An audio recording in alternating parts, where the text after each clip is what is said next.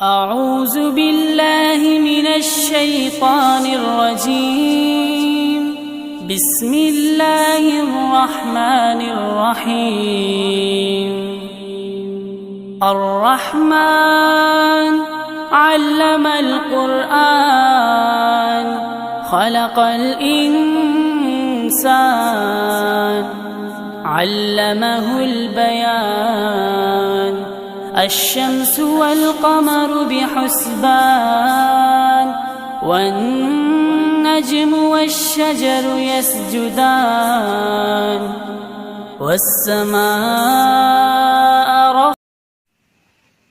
الحمد لله رب العالمين والصلاة والسلام على سيد المرسلين وعلى آله وصحبه وذرياته وأهل بيته أجمعين أما بعد فقد قال الله تبارك وتعالى في القرآن المجيد أعوذ بالله من الشيطان الرجيم بسم الله الرحمن الرحيم إنا نحن نزلنا الذكر وإنا له لحافظون صدق اللہ العظیم. انسانوں کی ہدایت کے لیے اللہ تبارک و تعالی نے آسمان سے چند صحیفے اور چند کتابیں نازل فرمائی، جن میں 4 کتابیں بہت مشہور ہیں: تورات، زبور، انجیل اور قرآن. قرآن مقدس کے علاوہ پہلے جتنی کتابیں اللہ نے نازل فرمائیں وہ ساری کتابیں ایک مخصوص زمانے کے لیے نازل کی گئی تھیں، وہ ایک مخصوص وقت کے لیے تھیں، خاص قوم کے لیے ان کا حکم تھا. اللہ تعالیٰ کو ان کتابوں کو ہمیشہ باقی رکھنا نہیں تھا. بِمَسْتُحْفِظُوا مِن کتاب اللہ، ان کتابوں کی حفاظت کا ذمہ اسی وجہ سے اللہ نے خود اس امت کو دیا تھا، لیکن اس امت کے لوگوں نے چند پیسوں کے لیے، روٹی کے چند ٹکڑیوں کے لیے کتابوں میں تحریف کر دی اور وہ کتابیں ضائع ہو گئیں. لیکن قرآن مقدس کو اللہ نے قیامت تک آنے والی انسانیت کے لیے نازل فرمایا ہے. قیامت تک جتنے لوگ آئیں گے سارے لوگ اسی قرآن کریم پر عمل کریں گے، اس کے احکام پر، اس کے اصول پر، اس میں بتائی ہوئی چیزوں پر. گویا قرآن کریم یہ ابدی کتاب ہے اور ہمیشہ رہنا اس کا مقدر ہو چکا ہے. چونکہ یہ شریعت ہمیشہ رہے گی اور یہ امت بھی قیامت تک رہے گی، تو اس امت کی رہبری کے لیے قرآن کریم جو اللہ نے دیا ہے، اس کتاب کا بھی قیامت تک کے لیے رہنا ضروری تھا. اسی لیے اللہ تعالی نے ارشاد فرمایا انا نحن نزلنا الذکر، ذکر سے یہاں مراد قرآن کریم ہے، یعنی ہم نے اس قرآن کو اتارا ہے. وَإِنَّا لَهُ لَحَافِظُونَ، اور یقیناً خود ہم ہی اس کے محافظ ہیں، اس کی حفاظت کرنے والے ہیں. حفاظت کس چیز کی؟ قرآن کے الفاظ کی حفاظت، قرآن کے معانی کی حفاظت، قرآن کے مفہوم کی حفاظت، قرآن کے مطلب کی حفاظت. یعنی قرآن کی مکمل طرح سے ہم اس کی حفاظت کریں گے. اس میں ایک بھی شوشہ کم نہیں ہوگا، اس میں ایک نقطہ بھی کم نہیں ہوگا، اس میں ایک آیت تو دور کی بات ہے، ایک حرف میں بھی کوئی کمی اور زیادتی نہیں پیدا ہوگی۔ کسی طرح کے تغیر سے، کسی طرح کے تبدل سے، لوگوں کے کلام سے، کے اختلاط سے، ضیاء سے، ہر طرح کی تبدیلی سے، کمی اور بیشی سے، تمام طرح کی چیزوں سے ہم اس کتاب کی حفاظت ہم کریں گے۔ گویا اللہ تعالی نے اس کی حفاظت کا ذمہ خود اپنا اٹھایا ہے، خود اپنے ذمے میں لیا ہے۔ اسی لیے کم و بیش 1450 سال کا عرصہ گزر گیا قرآن کریم کے نازل ہونے میں، آج تک کوئی اس میں تبدیلی پیدا نہیں ہوئی ہے۔ ایک آیت بھی کوئی نہ کمی اور نہ زیادتی ہوئی ہے۔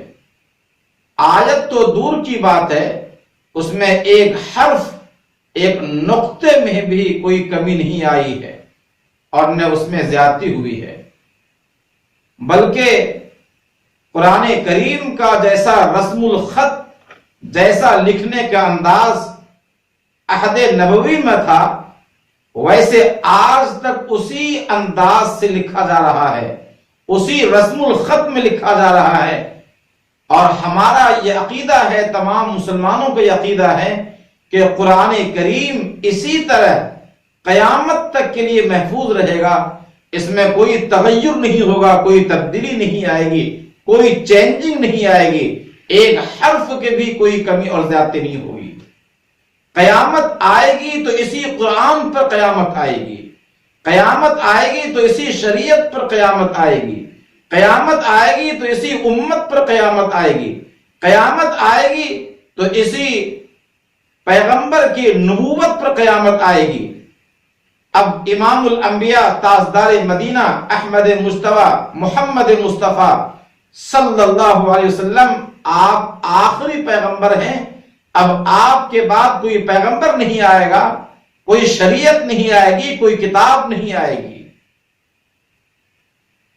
قیامت تک کے لیے یہی شریعت رہے گی، چاہے انسان ترقی کرتا ہوا سورج اور چاند پہ پہنچ جائے، ٹیکنالوجی چاہے عروج کو پہنچ جائے، لیکن ایک انسان اگر عمل کرنا چاہتا ہے، اللہ کا قرب پانا چاہتا ہے، اللہ کی رضامندی اگر چاہتا ہے، تو اسی قرآن کے اصول کے مطابق اسے زندگی گزارنا ہوگا۔ اللہ تعالی نے گویا چیلنج کیا ہے، سارے انسانوں کو اللہ نے چیلنج کیا ہے کہ یہ میری کتاب ہے، اس کی حفاظت میرے ذمے میں ہے، اس کے محافظ خود ہم ہیں، اس کی حفاظت کرنے والے خود ہم ہیں۔ رب ذوالجلال کے اس چیلنج کو آج تک کوئی دنیا میں نہیں توڑ سکا۔ 1450 سال کا عرصہ گزر گیا، لیکن یہ چیلنج جوں کہ توں باقی ہے۔ امام قرطبی رحمت اللہ علیہ نے قاضی یحییٰ ابن اقسم کے حوالے سے ایک واقعہ نقل کیا ہے کہ امیر المومنین مامون کے زمانے میں کبھی کبھار دینی مجلسیں لگتی تھیں، دینی بحث و مباحثے اور دینی مذاکرے ہوا کرتے تھے، جن میں ہر طرح کے لوگوں کی شرکت کی اجازت تھی۔ اسی طرح کی ایک مجلس میں بہت سارے لوگ آئے ہوئے تھے، اور اسی مجلس میں ایک یہودی بھی تھا، یہودی بھی اس میں آیا ہوا تھا۔ وہ یہودی اپنی وضاقتہ، اپنے لباس اور اپنے پوشاک کے اعتبار سے اور مجلسوں اور لوگوں کے درمیان وہ ممتاز معلوم ہوتا تھا، لیکن تھا بہت ذہین و فطین۔ اس نے بھی اس مذاکرے میں حصہ لیا، بہت ہی فصاحت و بلاغت کے ساتھ انہوں نے بہت ہی ذہانت کی باتیں کی، عقل مندی کی باتیں کی۔ جب مجلس ختم ہو گئی تو خلیفۃ المسلمین مامون نے اسے بلایا اور کہا کہ مجھے ایسا محسوس ہوتا ہے کہ تم یہودی ہو، کیا واقعتاً تم یہودی ہو؟ کیا تم اسرائیلی ہو؟ تو اس نے اقرار کیا اور کہا کہ ہاں میں یہودی ہوں۔ مامون نے اسے اسلام قبول کرنے کی دعوت دی اور یہ کہا کہ امتحان کے طور پر کہ اگر تم اسلام قبول کر لیتے ہو تو میں تمہیں بہت کچھ تمہیں عطا کروں گا۔ لیکن اس نے اسلام قبول کرنے سے انکار کر دیا اور یہ کہا کہ باپ دادا کا دین میں ہرگز نہیں چھوڑ سکتا۔ بہرحال وہ مجلس سے چلا گیا۔ 1 سال تک وہ مجلس میں پھر شریک نہیں ہوا۔ 1 سال کے بعد جب دوبارہ مجلس میں آیا تو اسلام کی دولت سے وہ مشرف ہو چکا تھا۔ اب جب وہ آیا تو مسلمان بن کر کے آیا تھا اور اسلام کے فیور میں اس نے بہت ہی فصیح و بلیغ تقریر کی، انہوں نے بہت محققانہ باتیں کی۔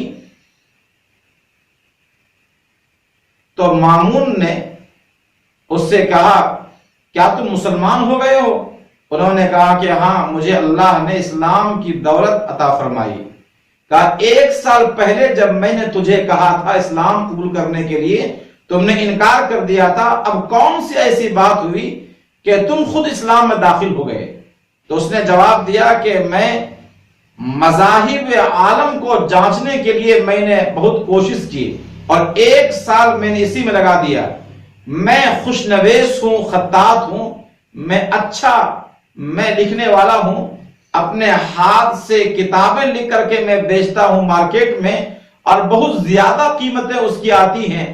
تو میں یہاں سے اٹھنے کے بعد میں نے جانچنا چاہا کہ کون سا مذہب صحیح ہے۔ میں نے تورات لکھی اپنے ہاتھ سے اور تورات میں تحریف کر دیا، کچھ باتیں اپنی جانب سے اس میں لگا دیا اور پھر 3 نسخے اس کے بنائے اور وہ نسخے لے کر یہودیوں کے عبادت خانے میں کنیسہ میں گیا۔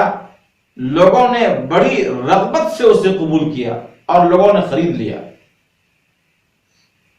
میں نے انجیل کے بھی 3 نسخے اسی طرح تحریف کر کے رد و بدل کر کے میں نے لکھے اور وہ نصارہ کے عبادت خانے لے گیا، وہاں بھی لوگوں نے بڑی رغبت کے ساتھ بڑی چاہت سے خرید لیا۔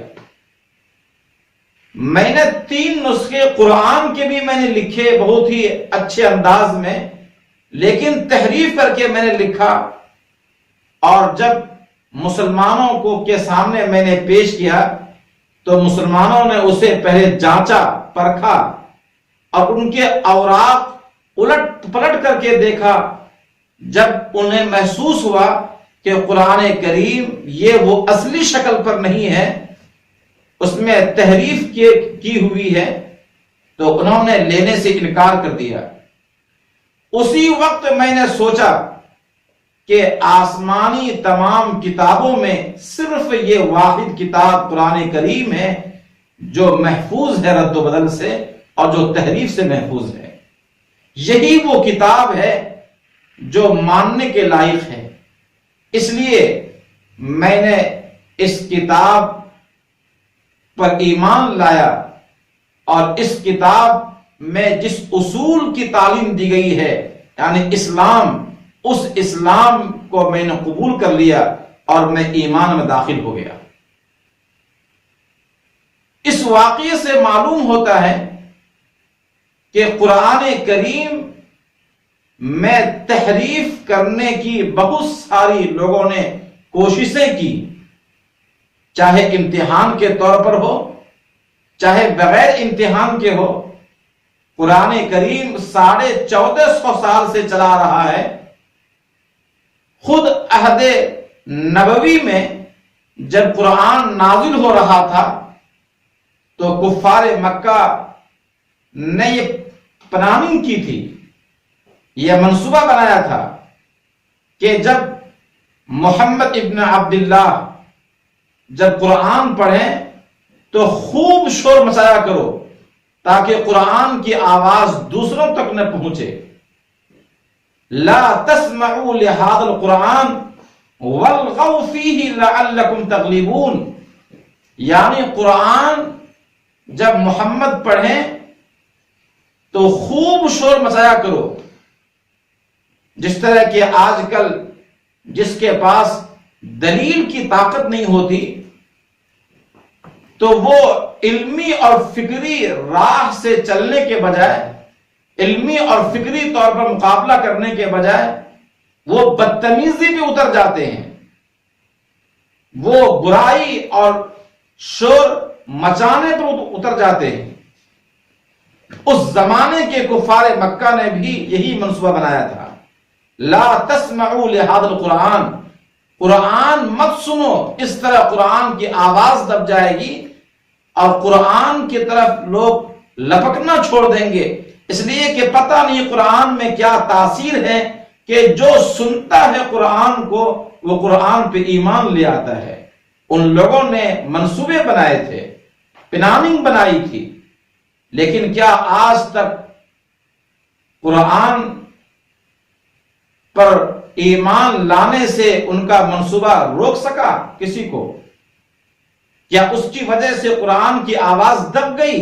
ہرگز نہیں۔ جس نے بھی قرآن سنا صحیح دل سے اخلاص کے ساتھ وہ قرآن کا دیوانہ بن گیا۔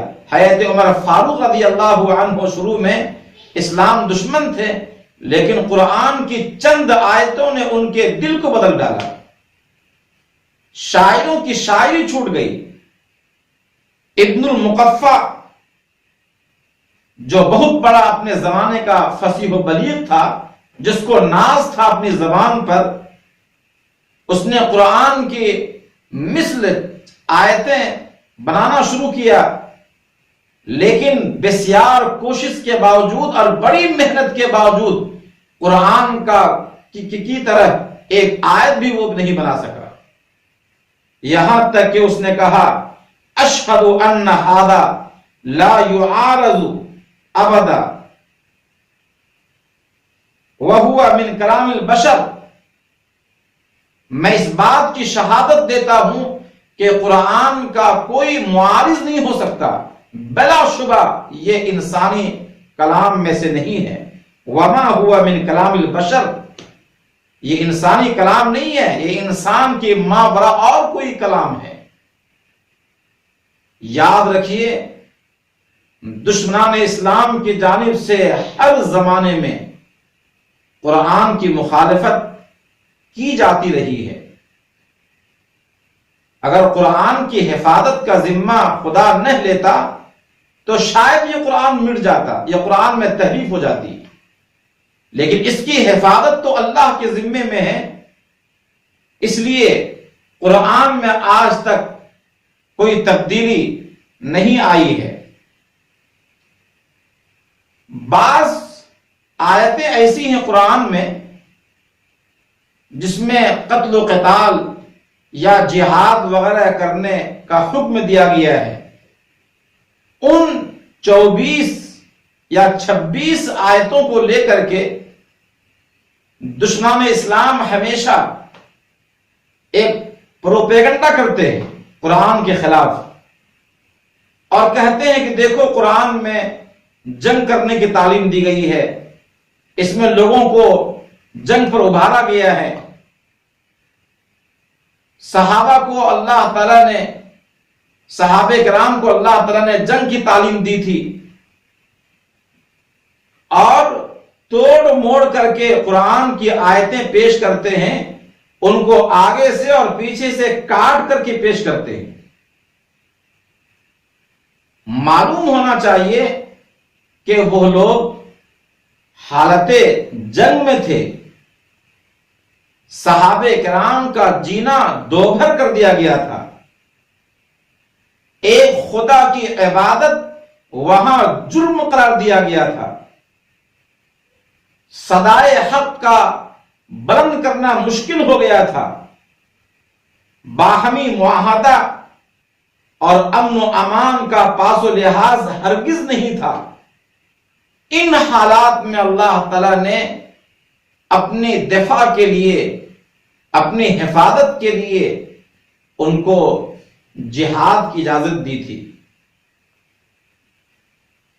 جس کو آج کل لوگ توڑ موڑ کر کے پیش کر رہے ہیں۔ اور آج کا بدباطن، سستی شہرت کا چاہنے والا وسیم رضوی بھی سپریم کورٹ میں یہ عرضی داخل کرتا ہے کہ وہ 26 آیتیں جس کا تعلق جہاد سے ہے، اس طرح کی جو آیتیں ہیں اس سے لوگوں میں جذبہ پیدا ہوتا ہے، ان کو نکال دیا جائے، جس کے خلاف پورے ملک میں اور پوری دنیا میں احتجاج جاری ہے، اور مسلمان اپنی غیرت اور اپنی حمیت ایمانی کا ثبوت دے رہے ہیں۔ اور ہمیں خوشی اس بات کی ہے کہ شیعہ برادری کے لوگ بھی اس کی مذمت کر رہے ہیں، اور وہ لوگ بھی اپنی غیرت اور باہمی اتحاد کا ثبوت دے رہے ہیں۔ میں وسیم رضوی کو یہ چیتاونی میں دینا چاہتا ہوں، اور ساری دنیا کو میں یہ پیغام دینا چاہتا ہوں کہ یہ کتاب کسی انسان کی لکھی ہوئی نہیں ہے، یہ کتاب آسمانی کتاب ہے، یہ کتاب، اس کتاب کا محافظ خدا ہے۔ تمہاری طرح ہزار لوگ دنیا میں پیدا ہوئے اس طرح کے دعوے لے کر کے، لیکن ہر زمانے میں اللہ تعالی نے کروڑوں انسانوں کو اللہ نے پیدا کیا، کروڑوں حفاظ کو اللہ نے پیدا کیا ہے، کروڑوں ایسے لوگ ہیں، اربوں ایسے لوگ ہیں ہر زمانے میں جس کے سینے میں پورا قرآن اللہ نے محفوظ کر دیا ہے۔ یہ صرف اسی کتاب کا اعجاز ہے، ورنہ اور بھی آسمانی کتابیں تھیں اور آج بھی تحریف شدہ ہے یا اور دیگر کتاب ہے، لیکن ایک چھوٹی کتاب بھی انسان کے لیے یاد کرنا مشکل ہوتا ہے۔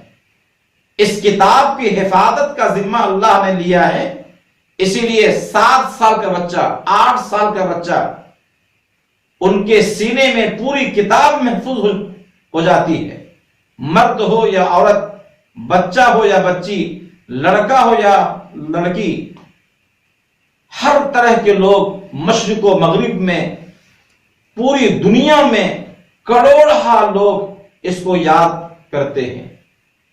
اور ساری دنیا میں سب سے زیادہ پڑھی جانے والی کتاب اگر ہے تو وہ صرف قرآن مجید ہے۔ ایک بڑا عالم بھی اگر قرآن پڑھتا ہے اور ایک نقطے کا فرق کر دیتا ہے تو ایک چھوٹا بچہ کھڑے ہو کر کے اسے ٹوک دیتا ہے اور یہ کہتا ہے کہ آپ نے یہ آیت غلط پڑھی ہے۔ کیا یہ اس بات کی علامت نہیں ہے کہ قرآن کتاب حق ہے؟ قرآن برحق کتاب ہے، قرآن کبھی مٹنے والی کتاب نہیں ہے۔ قرآن پر ہمارا ایمان ہے، ہمیں یہ چاہیے کہ قرآن کی حفاظت کے لیے ہم آگے آئیں، آگے بڑھیں، اور قرآن کی حفاظت اسی وقت ہوگی جبکہ ہم اپنی زندگی میں اسے داخل کریں، قرآن کی تلاوت کریں، قرآن کو سمجھیں۔ قرآن ایک ضابط حیات ہے، قرآن ایک زندگی کا سسٹم ہے، ایک لائف سسٹم ہے۔ اس کو ہم اپنا سسٹم بنائیں، اپنی زندگی کا ضابطہ بنائیں، اور قرآن کے دیے ہوئے اصول حق کو اپنی زندگی میں داخل کریں، تب ہم بھی محفوظ رہیں گے اور قرآن بھی محفوظ رہے گا، اور قرآن کی حفاظت کے لیے اللہ تعالی ہمیں بھی اجر و ثواب عطا کرے گا، ورنہ تو قرآن تو ہمیشہ محفوظ رہے گا، ہمارا اس میں کیا حصہ ہوگا؟ اللہ تعالی ہماری زندگیوں کو قرآن کی خدمت کے لیے قبول فرمائے۔ والسلام علیکم ورحمۃ اللہ وبرکاتہ۔ والنجم والشجر يسجدان والسماء رفعها ووضع الميزان ألا تطغوا في الميزان وأقيموا الوزن بالقسط ولا تخسروا الميزان والأرض وضعها للأنام